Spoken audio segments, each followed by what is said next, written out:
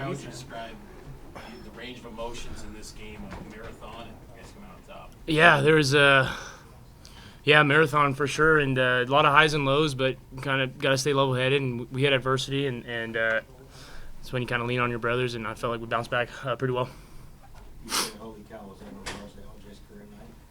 Oh, yeah. LJ had a freaking bowler night. I mean, he's a dog, so, yeah.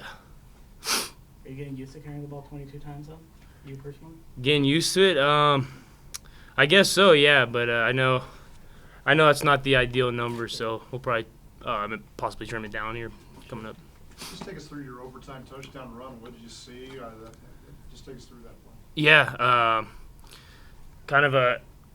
you got kind of three options on that deal, and saw a crease and just went with it. Saw the goal line. On the touchdown run at the end of regulation with 19 seconds to go, were you telling A-Rod you wanted to go for two? What was kind of communication like there?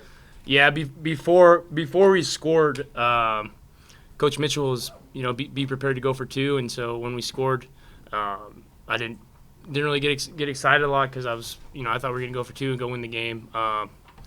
Luckily we didn't, and we went into overtime and won the game. How much do you relish those moments though to get your number called for those opportunities to go take it into the end zone and go get a score? Yeah, you remember it a lot, and it's it's great memory, but you kind of just got to keep moving forward and keep this thing rolling.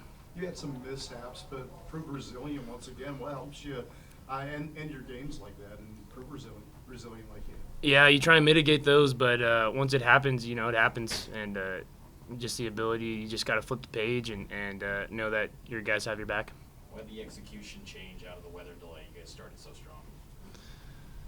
Yeah, we I guess we had adversity and kind of hit kind of a wall, and things weren't really going our way. But we knew we had each other's back, and knew we would bounce back. The offensive line was really producing a lot of holes. Can you maybe speak about the job they did out there? Yeah, outstanding job by the boys up front.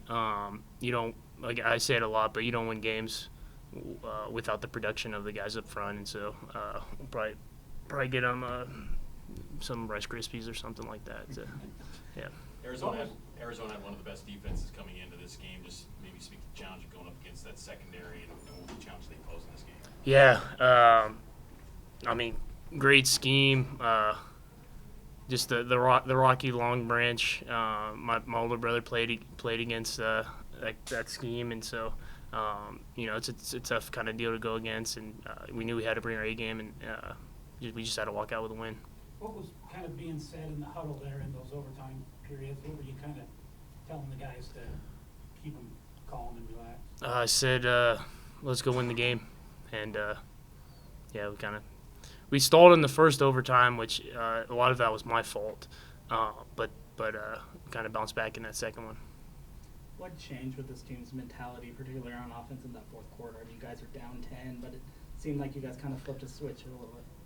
Yeah, I think we just executed and we mitigated the mistakes. I mean, had a couple false starts in the third quarter, and nothing was really going our way. But we just kind of had each other's backs, and credit to the boys up front again for just being really physical and guys on the perimeter making plays, and then LJ being LJ. So. Last question. BYU starts 6-0 in consecutive seasons for the first time in program history. What does it mean to you personally to lead the offense, to be part of that historical start? Yeah, it means a lot. Obviously, the pedigree of BYU is just winning games, and just to keep that going means a lot, especially with the guys you love. Thank you, guys.